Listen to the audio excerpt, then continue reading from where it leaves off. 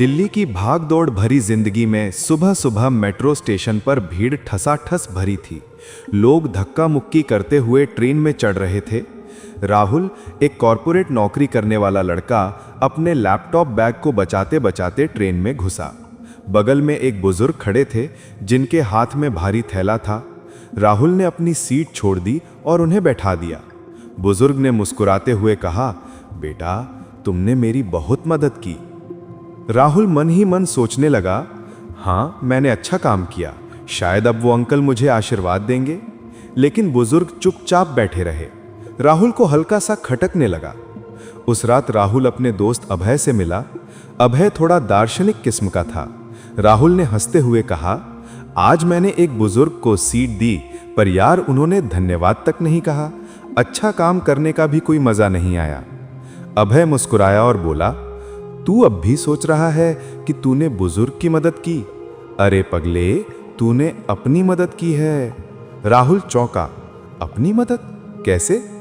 अभय ने धीरे धीरे समझाया, देख, मान ले किसी जिम में वजन उठाते हैं तो दूसरों को क्या दिखा रहा है? असल में तो तू अपनी मांसपेशियों को मजबूत कर रहा है। वैसे ही मदद करना हमारी आत्मा का वर्कआउट है। दुनिया तेरा इंतजार नहीं कर रही कि तू आकर इसे बदल देगा, लेकिन तुझे मौका देती है कि तू खुद अच्छा इंसान बन सके। फिर अभय ने एक किस्सा सुनाया। एक गांव में एक गरीब आदमी था जिसे सुना था कि अगर वो भूत पकड़ ले तो उससे कोई भी काम करवा सकता है। बड़ी मेहनत के बाद उसे एक साधु ने मंत्र दिया। भूत आ गया और बोला, मुझे काम दो वरना मैं तुझे खा जाऊंगा। आदमी ने कहा, महल बना। भूत ने तुरंत बना दिया। जंगल काट, शहर बसा। भूत ने झटपट कर दिया। आदमी डर गया कि अब इसे और क्या काम दूं। वह साधु के पास भागा। साधु ने कहा, उस कुत्ते की पूंछ काट कर दे दो और कहो इसे सीधा करो। भूत ने पूंछ सीधी करने की कोशिश की, पर छोड़ते ही वो फिर मुड़ जाती। वो करता रहा, लेकिन कभी सीधी न हुई।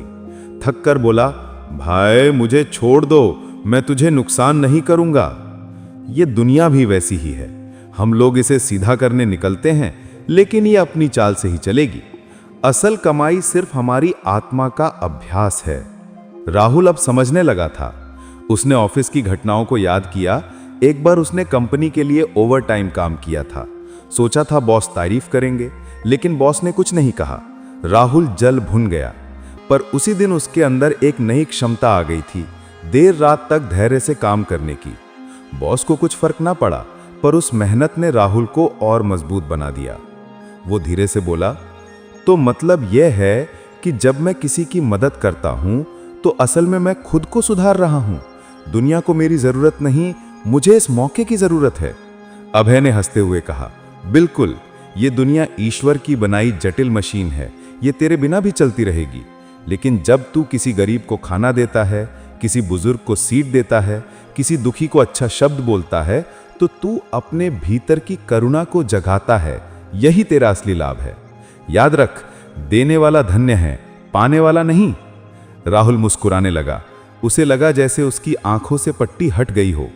अब जब भी वो किसी की मदद करता तो आभार पाता, लेकिन दूसरों से नहीं, खुद अपने भीतर से।